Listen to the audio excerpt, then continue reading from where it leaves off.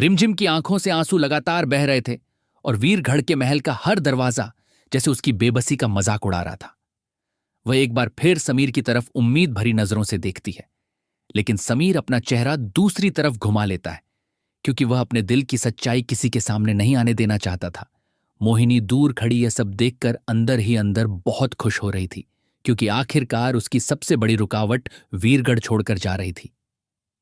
महल के सारे लोग खामोश खड़े थे, लेकिन किसी की हिम्मत नहीं हो रही थी कि वह समीर के फैसले के खिलाफ एक शब्द भी बोल सके। तभी रिमझिम अपने कांपते हाथों से अपने आंसू पोंछती है और धीरे धीरे महल की सीढ़ियों से नीचे उतरने लगती है। हर कदम के साथ उसका दिल टूट रहा था क्योंकि जिस महल को उसने अपना घर माना था, आज वही महल उसे पराया कर रहा था। राजवीर लगातार रिमझिम को रोकने की कोशिश कर रहा था। वह उसके सामने हाथ जोड़कर खड़ा हो जाता है और कहता है कि तुम इस हालत में अकेली कहीं नहीं जा सकती हो। तुम्हारे दुश्मन बहुत हैं और वीरगढ़ के बाहर तुम्हारे लिए खतरा है। लेकिन रिमझिम की आंखों में अब दर्द के साथ साथ गुस्सा भी दिखाई दे रहा था। वह कहती है कि जब अपने ही साथ छोड़ दें तो फिर दुश्मनों का डर नहीं रहता।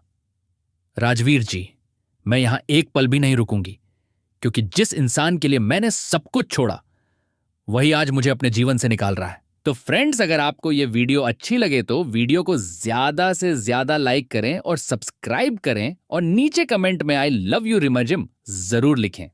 यह सुनकर राजवीर की आंखें भी भर आती हैं क्योंकि वह जानता था कि समीर मजबूरी में यह सब कर रहा है, लेकिन वह यह बात किसी को समझा नहीं सकता था। दूसरी तरफ मोहिनी अपने कमरे में जाकर खुशी से मुस्कुराने लगती है। वह सोचती है कि आखिरकार उसका रास्ता साफ हो गया। अब वह समीर की शादी किसी बड़े राजघराने की राजकुमारी से करवा देगी और वीरगढ़ की महारानी बनेगी। तभी उसकी दासी उसके पास आती है और कहती है कि रिमझिम सच में वीरगढ़ छोड़कर जा रही है। यह सुनते ही मोहिनी कहती है कि यही तो मैं चाहती थी, क्योंकि जब तक वह लड़की इस महल में रहती तब तक समीर किसी और के बारे में सोच भी नहीं सकता था। लेकिन अब सब कुछ बदल जाएगा और समीर को भी मजबूर होकर मेरी बात माननी पड़ेगी। उधर समीर अपने कमरे में अकेला खड़ा था। उसके हाथ कांप रहे थे और आंखें बार बार दरवाजे की तरफ जा रही थीं। वह खुद को मजबूत दिखाने की कोशिश कर रहा था, लेकिन अंदर से पूरी तरह टूट चुका था। उसे रिमझिम की हर बात याद आ रही थी, उसके साथ बिताए हुए पल याद आ रहे थे और सबसे ज्यादा उसकी वह बात उसके कानों में गूंज रही थी कि यह मंगलसूत्र मैं कभी नहीं उतारूंगी क्योंकि मेरे लिए रिश्ते का बहुत महत्व है। समीर गुस्से में दीवार पर मुक्का मार देता है और कहता है कि आखिर मैंने ये क्या कर दिया। लेकिन अगले ही पल उसे मोहिनी की बातें याद आने लगती हैं, जिसमें उसने रिमझिम के खिलाफ उसके मन में जहर भर दिया था। रिमझिम महल से बाहर निकलकर वीरगढ़ की सड़कों पर अकेली चल रही थी। रात का अंधेरा बढ़ता जा रहा था और हर तरफ सन्नाटा फैला हुआ था, लेकिन उसके दिल में तूफान मचा हुआ था। वह बार बार पीछे मुड़कर महल की तरफ देखती थी क्योंकि उसे उम्मीद थी कि शायद समीर उसे रोकने आएगा, लेकिन समीर नहीं आया। यह देखकर उसका दिल और ज्यादा टूट जाता है। तभी तेज बारिश शुरू हो जाती है और रिमझिम पूरी तरह भीग जाती है, लेकिन वह रुकती नहीं क्योंकि अब उसके अंदर जीने की इच्छा भी खत्म होती जा रही थी। महल के अंदर प्रेमा लगातार समीर को समझाने की कोशिश कर रही थी। वह कहती है कि तुम बहुत बड़ी गलती कर रहे हो। रिमझिम तुमसे सच्चा प्यार करती है और तुम उसे इस तरह अकेला छोड़ रहे हो। लेकिन समीर गुस्से में कहता है कि मैंने वही किया जो इस राज्य के लिए सही था। अगर प्रजा को यह पता चल गया कि मैंने चोरी छुपे शादी की है तो राज्य की इज्जत मिट्टी में मिल जाएगी। प्रेमा समझ जाती है कि समीर अपने प्यार और जिम्मेदारी के बीच बुरी तरह फंस चुका है, लेकिन वह यह भी जानती थी कि अगर अभी रिमझिम वापस नहीं आई तो सब कुछ खत्म हो जाएगा। रिमझिम धीरे धीरे वीरगढ़ की सीमा तक पहुंच जाती है। वहां खड़े सैनिक उसे देखकर हैरान रह जाते हैं क्योंकि उन्होंने कभी नहीं सोचा था कि समीर खुद रिमझिम को महल से बाहर निकालेगा। सैनिकों की आंखों में भी उसके लिए सम्मान था, लेकिन राजाध्या के कारण कोई उसे रोक नहीं पा रहा था। तभी रिमझिम वीरगढ़ की मिट्टी को अपने हाथ में उठाकर रोते हुए कहती है कि मैंने इस राज्य को अपना घर माना था, लेकिन आज इसी राज्य ने मुझे पराया कर दिया। इतना कहकर वह सीमा पार कर जाती है और वीरगढ़ से उसका रिश्ता टूट जाता है।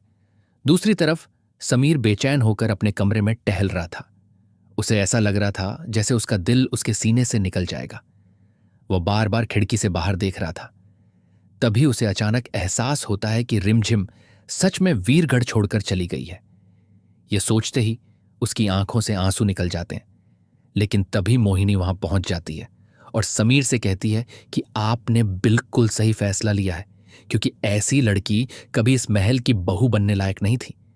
यह सुनते ही समीर गुस्से में मोहिनी की तरफ देखने लगता है, लेकिन फिर खुद को शांत कर लेता है। मोहिनी अब धीरे धीरे पूरे महल में यह बात फैलाने लगती है कि रिमझिम ने झूठ बोलकर समीर का नाम खराब करने की कोशिश की थी, इसीलिए उसे महल से निकाल दिया गया। हर कोई अलग अलग बातें करने लगता है, लेकिन प्रेमा और राजवीर को यह सब बिल्कुल अच्छा नहीं लग रहा था। उन्हें महसूस हो रहा था कि कहीं ना कहीं बहुत बड़ा खेल खेला जा रहा है और समीर को जानबूझकर रिमझिम के खिलाफ भड़काया गया है। उधर रिमझिम जंगल के रास्ते से गुजर रही थी। उसके पैरों में चोट लग चुकी थी और शरीर पूरी तरह कमजोर हो चुका था, लेकिन फिर भी वह आगे बढ़ती जा रही थी। तभी कुछ बदमाश उसकी तरफ बढ़ने लगते हैं और उसे अकेला देखकर गलत नजरों से देखने लगते हैं। रिमझिम डर जाती है, लेकिन तभी उसे समीर की याद आती है और उसकी आंखों से फिर आंसू निकलने लगते हैं। वह सोचती है कि अगर आज समीर उसके साथ होता तो कोई उसकी तरफ आंख उठाकर भी नहीं देख सकता था। महल में राजवीर अब मोहिनी पर शक करने लगता है।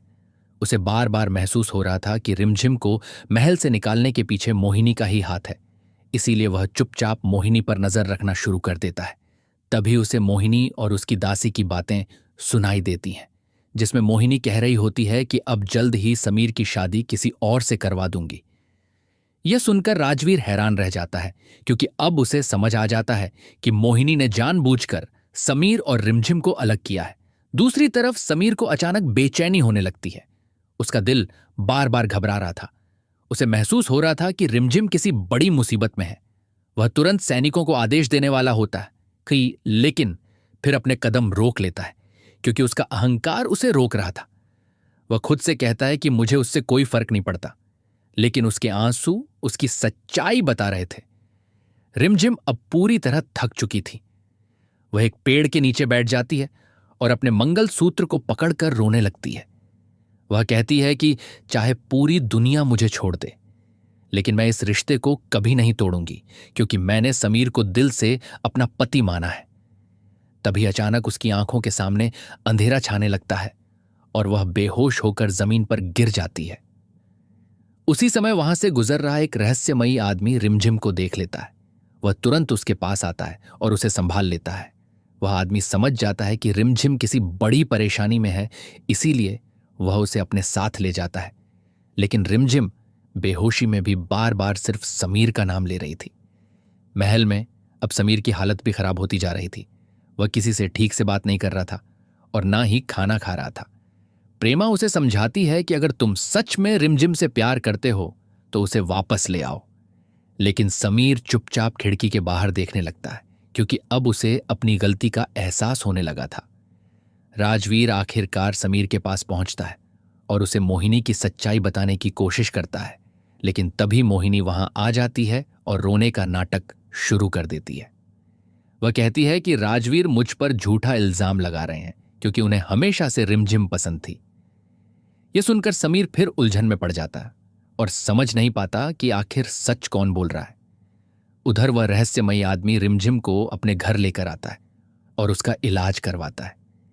जब रिमझिम को होश आता है तो वह खुद को एक अनजान जगह पर देखकर डर जाती है, लेकिन वह आदमी उससे कहता है कि अब तुम सुरक्षित हो, कोई तुम्हारा कुछ नहीं बिगाड़ सकता।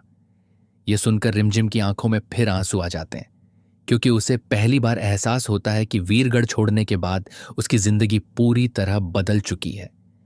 दूसरी तरफ समीर रात भर सो नहीं पाता और आखिरकार सुबह होते ही वह घोड़े पर बैठकर वीरगढ़ से बाहर निकल पड़ता है, क्योंकि अब उसका दिल कह रहा था कि अगर उसने रिमझिम को वापस नहीं लाया तो वह उसे हमेशा के लिए खो देगा।